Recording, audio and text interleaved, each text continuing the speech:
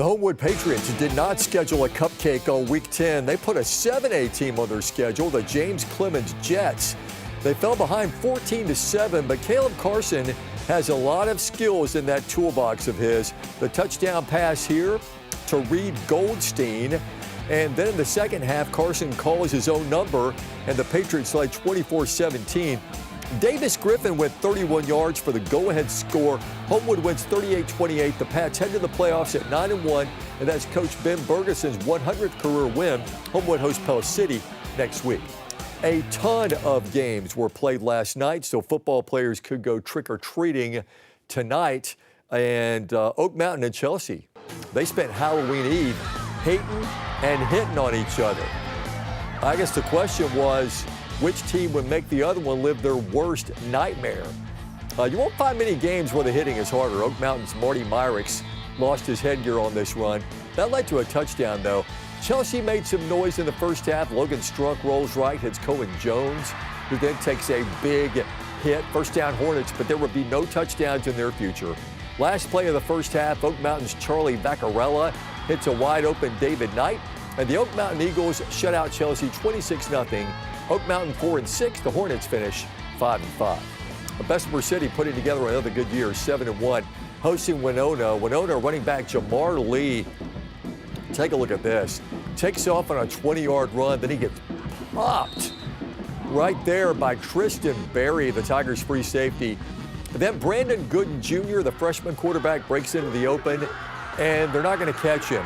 He goes for a 70-yard touchdown for the Purple Tigers. And then Gooden has got some other skills like throwing the ball to Jeremiah Atkins, who'll take it in for the 40-yard touchdown. And Bessemer City wins 19-14. Most region races are decided, most playoff matchups decided by now. But in 3A Region 6, we know who's going to the playoffs.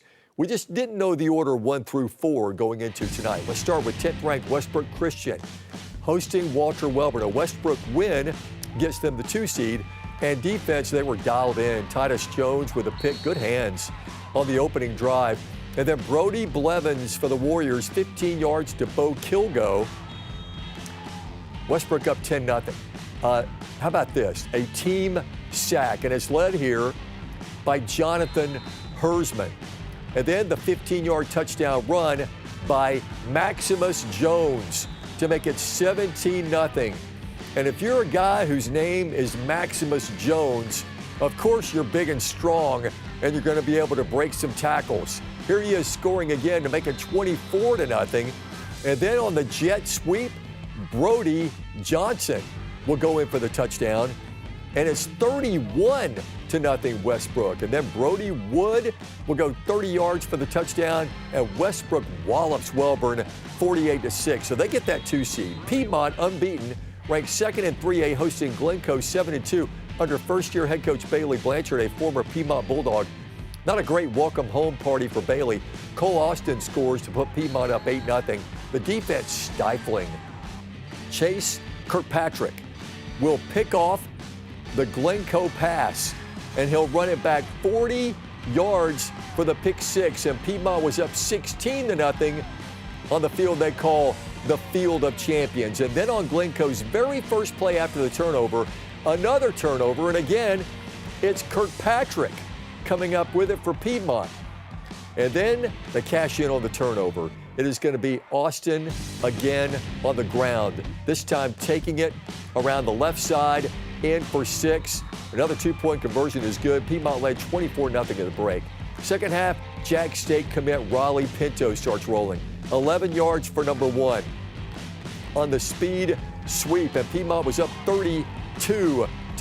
A possession later, and it's once again Pinto with reservations for 6. A 22-yard scamper to make it 39-0. Fourth quarter, and Jonathan Miller not calling off the dogs. Pinto, halfback pass to Mason Morrow, 42-yard trick play. Piedmont overpowers Glencoe 46-0 to end the regular season 10-0. Yeah, super proud of our kids. Had a great season. A lot of hard work went into this. Proud of them. All 3 phases again tonight were outstanding, and super proud of our kids for how they played all year. Our defense, I mean, they're incredible. I mean, they shut them out, and our defense has been the reason we've been winning games all year. And our offense, we scored a lot of points, and we executed. So, I mean, it's a blessing. I mean, I can't describe how happy I am and just how proud I am of this team. So here's how the Region 6 teams line up in 3A. Piedmont, the region champ, they'll host Phil Campbell in the playoffs. Westbrook Christian, the number 2 seed, hosting Vinemont from up there in Coleman County. Glencoe, the 3 seed, they'll play at Winfield in round 1. And Welborn, the 4 seed, will go to Gordo for their round 1 game. Northside's ranked 6th in 5A. They've been playing great football all year. In their first 4 games, they outscored opponents 210-12. Evan Taylor had a 99-yard scoop and score against Cordova. Last night, the Rams put the cap on a perfect 10-0 regular season, first in the history of the program. They've been playing football there since 1959. They beat ACA 45-14. Evan Taylor with another big play. Opening kickoff return for a touchdown, high-stepping his way into the end zone. And the Northside offense had it rolling early. On the ensuing drive, Bennett Green goes in for 6. In 10 wins, their average margin of victory, 39 points. The Rams will host Beauregard in the first round of the playoffs. On the other end of the success spectrum, Paul Bryant at Tuscaloosa County, both teams 0-9. Bryant back to punt, but Z Davis comes in with a block, and Reese Glasgow will take it to the end zone. 7-0 County High. In the second quarter, quarterback Corey Kimball will keep the ball and score from 36 yards out to make it 14-0 Tuscaloosa County. Bryant trying to get back in the game, but freshman quarterback Braden Cheatham will throw over the middle, and it's picked off by the Wildcats' John Michael Thompson. In the second half, Kimball will drop back, and he'll connect with Aiden Guza-Wicks for a 65-yard touchdown. County High gets in the win column, 28-7. They finished 1-9 for the second year in a row. Coming up on the Friday Night Blitz, the Coleman County Championship. And it's been Rocktober for the Vestavia Hills Rebels, 5-0 this month and averaging 46 a game. They followed up that win over Hoover with a win over another top 10 team, and we'll show you that next.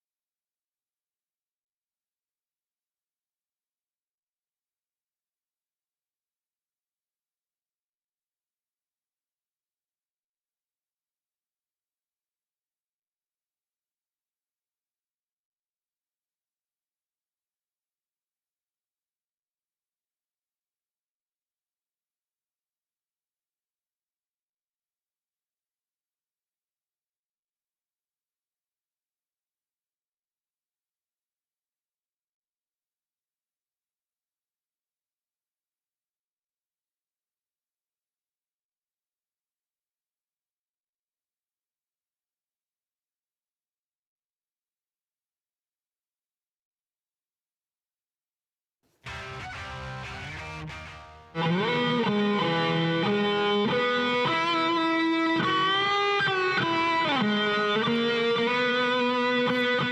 the Westbrook Christian Walter Welborn game, Westbrook sophomore defensive end Isaiah Hooten played the national anthem on his guitar. It was great, pulling double duty tonight. Kind of cool. All right, let's move on with the highlights. How good are the Vestavia Hills Rebels playing right now? 5-0 for the month of October. Last night, the Rebels ranked second in 7A, beat Montgomery Catholic, ranked 10th in 5A. Charlie Tapp, another amazing game, goes 29 yards for a touchdown. He also threw a couple of touchdown passes in the first half to Luke Stubbs. Rebels win 40-13. How messed up is this, though? The Rebels are ranked second in the state. They're the 3 seed in the region and have to go on the road to Auburn for round 1. The good news is they handled the Tigers pretty well back in August. Good Hope and Fairview could both make big runs in the playoffs. The Raiders host Cherokee County in the 4A bracket. Fairview will host Arab in the 5A playoffs. Last night at Dapper Smith Stadium, they collided, and Good Hope's Carter Rutherford was a guy playing with his hair on fire. He picks off Colt Redding on a great defensive play, and then on offense, catching the touchdown pass, and the Raiders go up 7-0. Fairview's Jake Harper, he ran for 282 on Good Hope last year. 4 touchdowns then. Coughed it up right here. Mason Drake recovers. It's 7-0 Good Hope at the half. But in the second half, the Aggies offense would get going. Colt Redding with the keeper. We're tied at 7. And then just over 2 minutes to play in the game. 3rd and long for Fairview, the play of the game. Redding the deep ball to Jay Stevens, and he leaps up and makes the catch. Aggies enter Good Hope territory, where Redding will finish the drive with his second TD of the night. Aggies beat the Raiders 14-7, second straight unbeaten regular season. I'm just proud of them to continue to fight. And both teams I felt like did that. I felt like Good Hope had unbelievable energy the whole night, but especially in the first half. And it was important for us to respond, and I felt like our guys did that in the second half. Oh, it's amazing. Because last year our guys found a way to go 9-0 in the regular season. This group found a way to go 10-0, and that's just not happened at our school. So what an honor it is for this group to be able to do that. Minor hosting Northridge last night, 2 teams that would turn in their equipment after the game. They were playing hard, though. Tommy Burtz throws to Dominic White, who will do the rest. Nice catch and run for a touchdown. 7-0 Tenacious Tigers. Third quarter, Northridge down 7-3. Mason Elam hits Andrew Epsy. Jags are up 10-7, but Minor answered. Burtz hits White again, and he's gone. 85 yards on the touchdown play. And Minor was up 13-10. Fourth quarter, game tied at 19. Northridge quarterback Mason Elam, the quarterback run, and Northridge wins a close one, 26-25. Another example of 2 programs not just playing out the string. John Carroll and West Blockton played a great finale, but it was a tale of 2 halves. West Blockton owned the first half, Charles Graham going in for the touchdown, and then the Tigers will get a scoop and score. Jack Sloan will go the distance. There's the scoop and score right there. Jack Sloan going the distance. West Blockton led 17-0 at the half, but John Carroll won the second half and won the game 24-23. Berry hosting Victory Christian. The Wildcats coached by Danny Raines, who coached there 14 seasons before resigning in 2017 when he was hired back in 2024. And Raines has revived the program. Tonight, Aiden Lake Norris scored on a touchdown run. Big Ashton Waltrip, all 6'7" of him, had a catch and a run for a TD coming up here. Berry wins 46-21. After 3 straight losing seasons, Raines has led the Cats to a 19-4 record the last 2 seasons. All right, coming up on the Blitz, Hugh Freeze picks a starting quarterback, the latest intel from inside the Tigers football headquarters.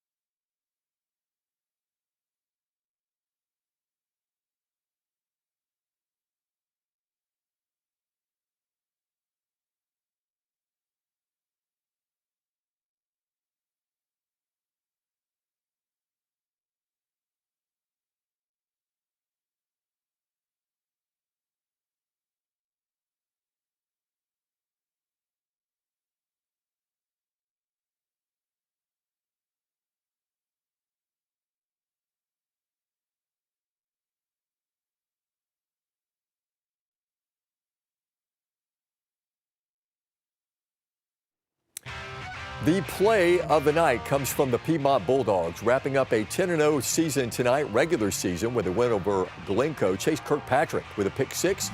He also had a fumble recovery in the first half. Chase chasing down Yellow Jackets tonight as Piedmont wins 46-0. Auburn goes into the Kentucky game with a new starting quarterback. ESPN's Pete Thamel, who is pretty reliable and very connected, says sources tell him Ashton Daniels will get his first start at quarterback for the Tigers when they line up against Kentucky tomorrow night at 6:30. Jackson Arnold started the first 8 games for the Tigers, but a pick six late in the first half sent him to the bench. Daniels came in, completed 6 of 8 throws for 77 yards. He also ran for 35 yards. He gave the Tigers a spark, and that's apparently earned him a chance to start. Maybe that's why back on Tuesday he met the media for the very first time. I think just being consistent. You know, obviously we showed a lot of promise out on the field, but we also showed a lot of areas where we need to work on and get better on. And already from this practice that, you know, we're working through those things, and I think we're going to be very well prepared for Saturday. And again, that's 6:30 on the SEC Network. Here's the lineup on ABC tomorrow, the SEC on ABC. 11 o'clock, those 9th-ranked Vanderbilt Commodores. They go to Austin to play the 20th-ranked Longhorns, who have had back-to-back overtime wins over Kentucky and Mississippi State. 2:30, 5th-ranked Georgia takes on Florida. The Bulldogs have won 6 of the last 7 meetings against those Gators, that one in Jacksonville. And then at 6:30, it's 18th-ranked Oklahoma at 14th-ranked Tennessee.